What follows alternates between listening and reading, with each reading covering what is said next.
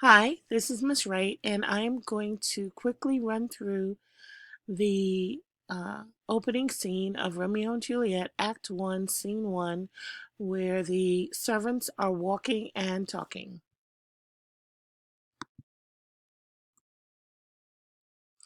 Thanks to MIT for putting the text of this play online. It's very helpful. Okay, so we are in Verona, Italy, and Samson and Gregory are servants of the Capulets. That's Juliet's family, and they have swords and shields on, probably because we know there's been an ancient feud that has now erupted, and they want to make sure that they have their weapons to protect themselves. So Gregory says, "Oh my word, we'll not carry coals." To carry coals is to put up with insults. It's a metaphor for putting up with insults. And it goes to the idea of masculinity, protecting one's honor, protecting one's name, which becomes much more important as the play progresses and comes to a climax in Act 3. Um, so keep an eye out for that.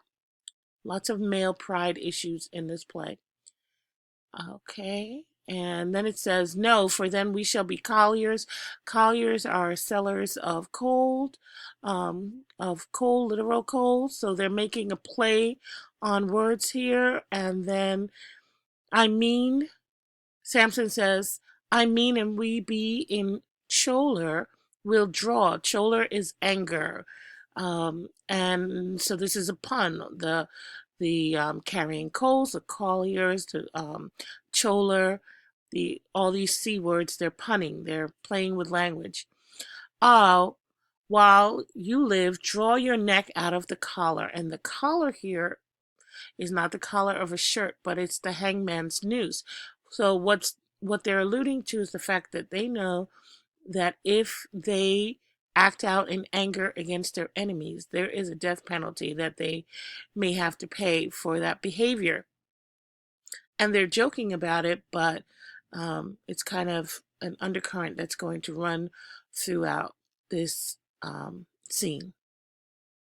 So Samson says, "I strike quickly, being moved." And when he means being moved, when he gets angry, he's rash. He'll do whatever. And Gregory says, "But thou art not quickly strike to move." And Samson says, "A dog of the house of Montague me." So the Montagues will anger him. And dog here is obviously a metaphor for any servants from the Montague's house that say something to him or do something to him will upset him. To move is to stir, and to be valiant is to stand. So to be a brave man is not going to run away. A brave man is going to stand his ground. "Therefore, if thou art moved, thou runnest away." He's making a joke about his friend actually being a coward. Um, Samson says, "A dog of that house shall move me to stand." So if I see any of the Montagues, I will be so enraged that I will stand my ground. I will take the wall of any man or maid of the Montagues. I will not allow them the better position in the street. I will take the better position in the street, which is closest to the house. Remember, Elizabethans didn't have plumbing the way we do today, so they actually threw their urine and their feces out into the gutter. So if you were near the gutter, it would be not unusual for you to be splashed either by oncoming carriages or by um, this flying waste that comes out of the windows of the houses. So the more the less vulnerable part was to be closer to the wall or closer to the house so that you wouldn't get splashed on. That position was also reserved for women. It was a courtesy for a man to let the woman have the wall. So later on, when he says, "That shows thee a weak vessel, for the weakest goes to the wall," that's a reference to women being allowed to walk closest to the wall so they wouldn't get splashed by carriages or wouldn't have some unsanitary thing fall on their head. Um, Samson says, true, and therefore women, being the weaker vessels, are ever thrust to the wall. So now the conversation takes a little turn, because once you hear the word thrust, you begin to think, wait a second, what are we talking about? Therefore, I will push Montague's men from the wall and thrust his maids to the wall. Now he's talking about sexual violation of these women. Something completely different has come into his head. So I said, how might this relate to the feminist critical lens? We've just read 2 articles on different critical lenses. So how might a person interested in interpreting this play from a feminist point of view look at this banter that opens the play and begin to formulate ideas about gender roles that are going on in this play, how women are viewed in this play, men's attitude towards women in the play, the patriarchal structure that is a part of this society and how it affects women in the play. And then Juliet's ultimate decision at the end, is that a manifestation of the role of women in the play and her options as a woman in the play. So are women weak and in need of protection? How does that thinking make a woman even more vulnerable? These are questions that came up in my mind as I was reading. So Gregory says, the quarrel is between our masters and us, their men. And we should realize that the servants are fully emotionally invested in the feud between the 2 families. And the question that we might want to ask ourselves is, what do they gain by risking their lives to participate in this feud among the upper class? What are they getting out of it? Do they get more money for participating? Is it a sense of honor? Why are they buying into the feud that exists between these 2 elderly gentlemen? And why are they risking their lives?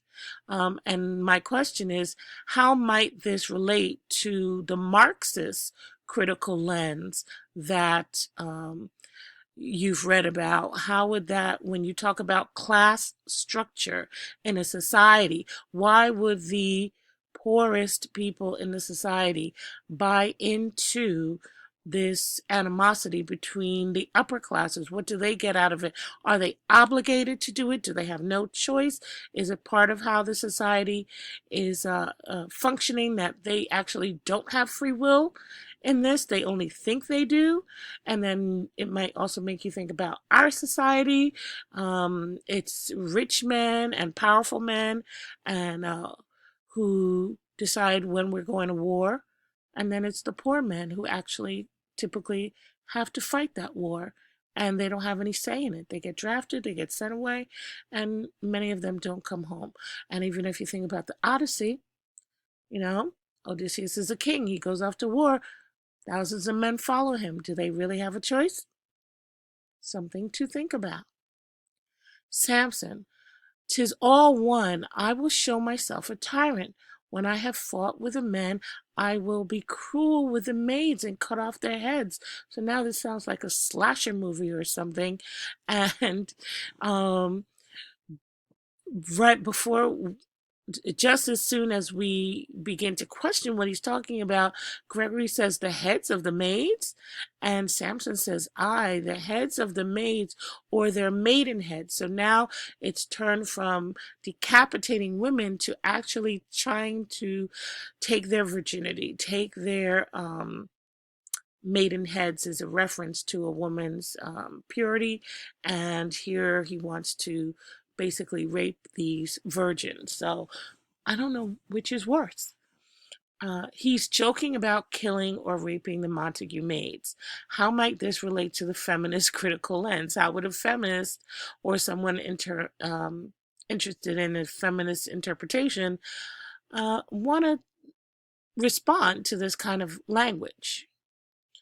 Take it in what sense you will. Like, make whatever you want of this. They must take it in a sense that feel it. now we have all this innuendo about the sexual act.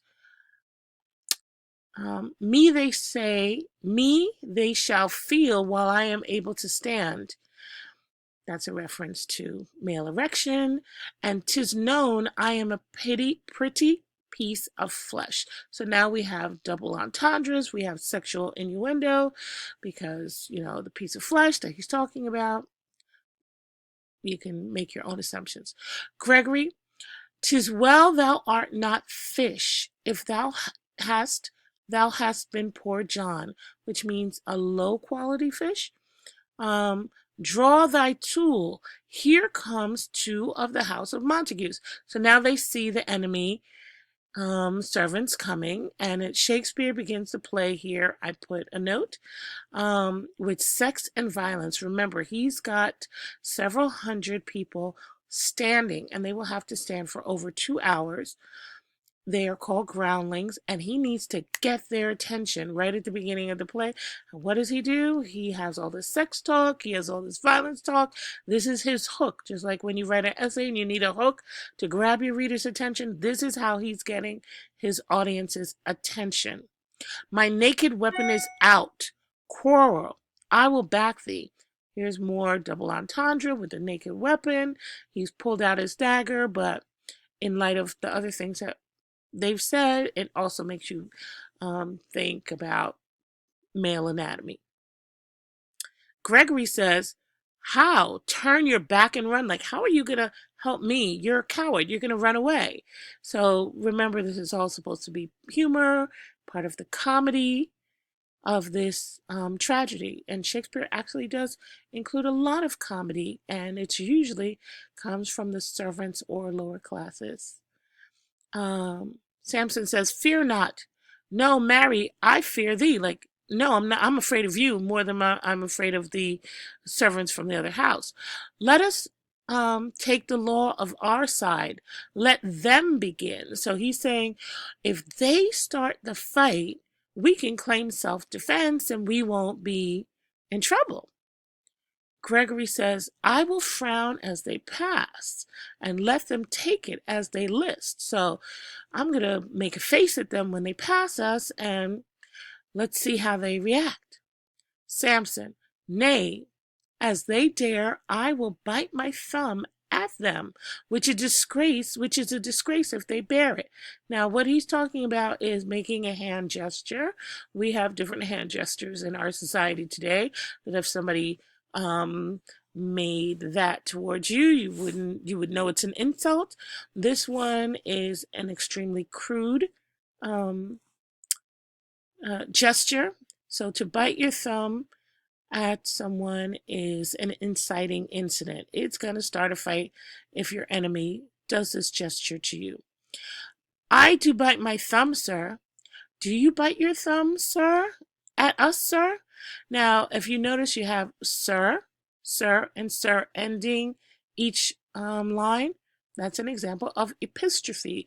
So if you don't remember epistrophe, it's the when you have repetition at the end of successive lines of poetry or text. And here we're about to go into an aside. An aside is a stage whisper. So it's a pretended whisper. And he says, is the law on our side? If I say I, he wants to know if they will be in trouble if they initiate the fight. And yeah, they will be in trouble. So they have to figure out a way to get this fight going without actually getting in trouble.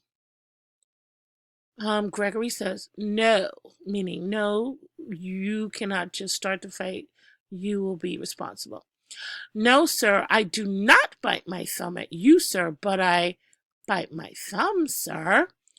And as I said before, it's a vulgar gesture that insults someone as it equates the person with female genitalia. And there's a great teacher named Mr. Bruff who's on YouTube, and he has a great video that includes an explanation that I won't go into.